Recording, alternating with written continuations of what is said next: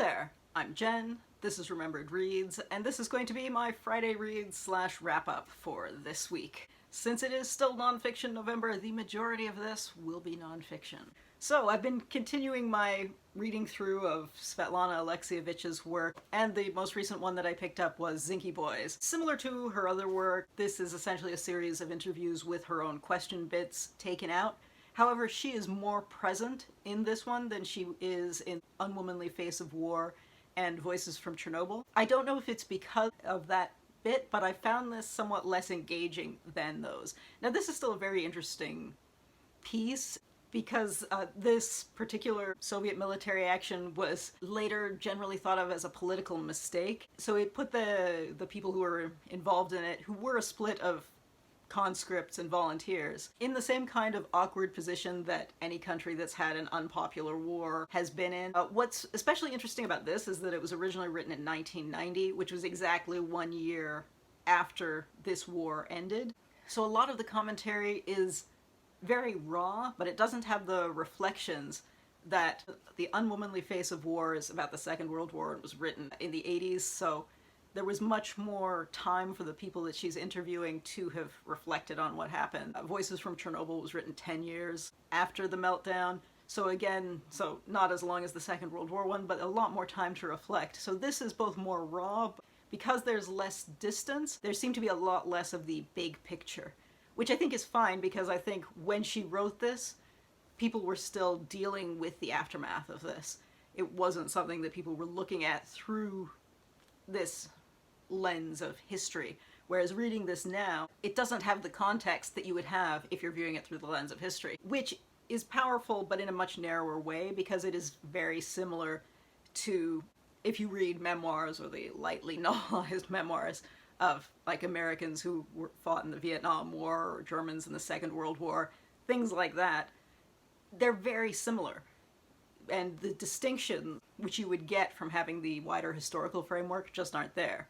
So it's still a moving picture of the people who were involved in the Soviet forces at the time, and the dedications at the end to people who died, that it's all people who are between 19 and 21. So it's depressing in the general sense that any military action that was ultimately politically didn't have a point. So I feel almost callous saying that I didn't think it was as powerful as some of her other books, but I think viewed through the lens of when it was written for a post-Soviet audience, I think there was a lot more power to it at that point for that audience than it would be for now for a foreigner. I did think from an educational perspective, I hadn't realized that during this war they did not conscript people from the Central Asian republics, so even though they were based out of Tashkent in Uzbekistan, Uzbek, Kazakh, Tajik, people from Kyrgyzstan, etc., were not generally conscripted in this particular war, so I thought that was interesting to note.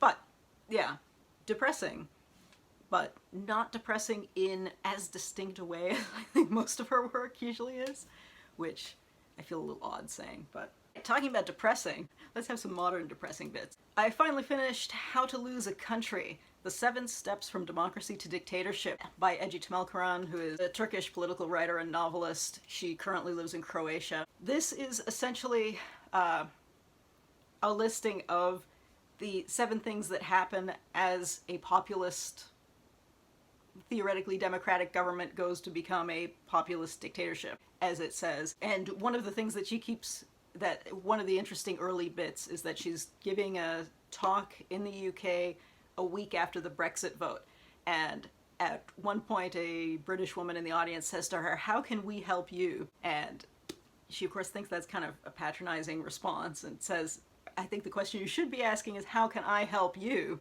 Because one of the interesting things that she kind of comes back to is that people know what to do. The problem is that they don't know when to do it, because a lot of populism is making statements that are factually untrue. And so people who are opposing that look at each other and kind of laugh and say, well, everybody knows that's not true.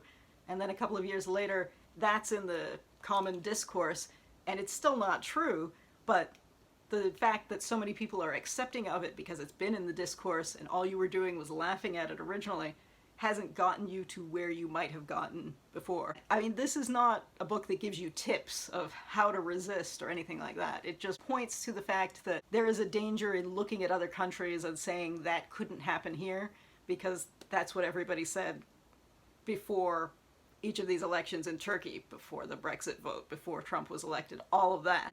And she does make points about populist parties in countries that have centrist or left-wing governments as well, so that, you know, you don't pat yourself on the back too hard if you are not from one of the countries that she is specifically focusing on. Yeah, I thoroughly recommend that people read this and, you know, remind themselves that they shouldn't buy into the myth of exceptionalism of their particular country, because, let's face it, a lot of countries do that.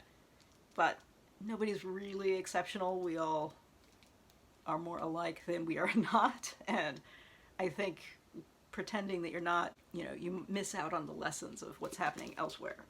Anyway, I thought that was great, but it is not uplifting. So if you're hoping for a guidebook on here's what you should do, that's not what that is. Next up, I read a graphic memoir. This is Duran, Imelda, Marcos, and Me by Lorina Mapa. The author is a letterist. She does a lot of the lettering for manga that's translated into English. She's done a lot of work for Viz, among others. And this is her first book that she's both written and illustrated. This is mostly a memoir of her childhood in Manila in the 70s and 80s, with the framing device of her in Montreal in the current day, getting the phone call that her father has died and getting on a plane to go to his funeral. I had kind of a mixed reaction to this book because the personal bits, the parts about her remembering her family interactions, with her sort of coming of age, with all of the 80s pop culture in the background, is great fun. The issue that I had with this is that she makes a lot of generalizations about Filipino culture in general, and there's a section of why Filipinos have not become religious fanatics that I thought was wildly dismissive of people who were not upper class rich people as she was, and of parts of the country that are not Manila, of places in the South, for example. And that's also dismissive of countries in which there is more religious fanaticism. She makes a lot of generalizations that are based on her experience in this very wealthy family in a very urban area. And I thought that that was too bad, because it's so distracting to read that. That said, though, the family stuff and the stuff about her relationship with her father and love and political change and her parents' involvement in the end of the Marcos regime there is all great stuff. So I do recommend this, but I did think the whole why we're not fanatics stuff was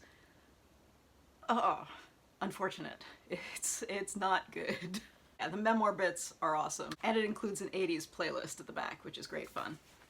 And there's the art style, if you are curious to see what that looks like. A couple of weeks ago, I listened to an audiobook that I don't think I mentioned. I listened to Samantha Irby's memoir essay collection, Meaty. This was the collection that she released before We Are Never Meeting in Real Life. I really enjoyed We Are Never Meeting in Real Life. Meaty is an odder book.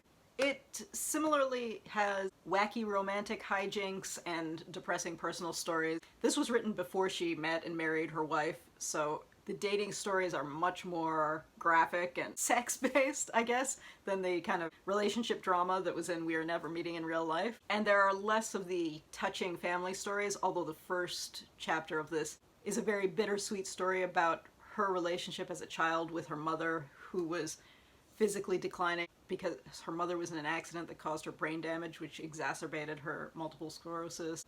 Both touching but heartbreaking. But I would say about half of this is about her struggles with Crohn's disease. Now, I think it's great that people with things like Crohn's and colitis and irritable bowel syndrome and whatnot are pushing some of that more into you know, the public sphere. Because obviously the stigma around that kind of disease is damaging to people in their day-to-day lives. But she goes for the opposite extreme, and it is very graphic, which for the first couple of essays is like, okay, I appreciate the shock value of these really graphic descriptions of diarrhea, but as it goes on, you sort of become immune to it, and it's just, all right, we've got another diarrhea story. More diarrhea. More diarrhea. On the one hand, I appreciate that she's, you know, willing to be open about that kind of thing, but on the other hand, I didn't feel like I needed to know that much about the diarrhea. There we go. I didn't enjoy it as much as I enjoyed We Are Never Meeting in Real Life. But still, when it was funny, it was very funny, and when it was touching, it was very touching. So, excuse the angle change. As I was editing, I realized that this video was going to be short enough that I could include more books, and I was going to make a separate indigathon themed wrap-up, but I'm gonna mix them together instead. So the next book that I read was Indian Coping Mechanisms by Ray Belcourt. This is a collection of poetry that is a follow-up to his earlier collection, This Wound is a World, and there are references in the poetry in here to the poetry in there, as well as references to other writing across poetry, novels, philosophy, a really wide variety of material. To this is primarily an exploration or interrogation of issues surrounding Indigenous life and queer life in current day Canada, as well as some looks poking at various political situations. The poetry in here basically covers all of the bases in terms of style. There is the regular traditional kind of type of poetry. There are photos that tie into the poetry. There are pieces of blockout type style poetry. There is erasure poetry. For example, this one in particular is taken from an anthropological study. This one was about gender and sexuality in Indigenous communities from the 1980s. And what's happened is by taking bits and pieces of that, essentially erasing parts of the text, and then what is left becomes the poem. You can see I posted some of this on Instagram. It really has to be looked at. I will read one of them, although I don't think any one thing in here is really representative of everything in here. There's that much variety to it. But this is called A Romance of the Present. A poem is a room into which I shove my autobiographical self. In the dark I am a sign, pirouetting into its signifier and signified. I am especially Indian when trying to convince someone else I am lovable. Drunk on hope, which is the most Indian of all Indian feelings, I make out with my imaginary Indian lover in the ashes of every Canadian pastoral poem ever written. When his slurred words explode inside me, my past rushes out. My hobbies include not dying, obsessively apologizing to the moon for all that she has to witness, and slow dancing to the tune of Heaven by Bryan Adams with men who refuse to give in to the life-changing magic of vulnerability. Let's call the future heaven and be done with a romance of the present. The present was a mistake. The possibility of anything else is a call to arms, and so on. It goes on. Yeah, as I said, not necessarily representative of everything in terms of style, because the style is quite varied, but I think tonally that's pretty similar to what the rest of this is like. Yeah, I would recommend it. And finally, I listened to another audiobook, which I referred to a bit in the discussion video that I posted earlier this week, because I was listening to One Native Life by Richard Wagamese, which is read by, I think Chris Sokos is the name, I'll note it below. And the narrator is, I believe, American. He's doing a vaguely southern accent, which I think is an attempt at doing a rural accent. But Richard Wagamese was originally from Northern Ontario. He was adopted into a family in St. Catharines, which is in Southern Ontario, at the age of 9, but then ran away at 15, at which point he lived in Alberta and Saskatchewan for quite a long time. So he did not have an American Southern accent. He had, I would say, Western Ontario hybrid, but clearly a Canadian accent. And he worked in radio for many years, so there are plenty of recordings of his voice, so you know the accent is wrong. This is a relatively non-standard memoir in that it is not linear. It's very poetic and has a certain feeling of hippie idealism to it, which is a little surprising because Richard Wagamese had a fairly difficult life. His parents probably had PTSD from residential schools, and when he was quite young, he was taken away from his family and spent a lot of time in foster care before being adopted by this family that didn't serve him well. So he did run away as a teenager and then develop his career after having hitchhiked across the country. And then in his 20s, he reconnected with his biological mother and his extended family there. And he talks a lot about meeting his grandfather, who only spoke Ojibwe at a point when he later learned it, but at that point didn't, and what that kind of cultural expression became. If you've read his fiction or you're more familiar with his journalism, it's an interesting bit. If you have read his autobiographical poetry collection, Runaway Dreams, or his other kind of memoir, that Dear Joshua, which is directed to his son, this covers a lot of similar ground, although from a slightly different tone. This felt a lot more optimistic than Dear Joshua. That one had a lot more regret to it. So it's interesting to read about some of the same moments in his personal history from those two very different tones. The other memoir was written later, so that's interesting to think about. So yeah, definitely worth reading, and I think definitely worth reading alongside his other memoir, just to compare how his perspective on his own life changed over time, because I thought that was really fascinating stuff. Alright, so that was my week and a half or so in reading. If you've read any of these, I'd love to hear what you thought of them. And if you've read two memoirs by the same author at different points in their lives, I'd love to hear which ones you've read and how the experiences compared. Was it redundant or was it new? Was it worth two memoirs? Because I did think that was interesting comparing these two. Anyway, that's it for now. Ciao.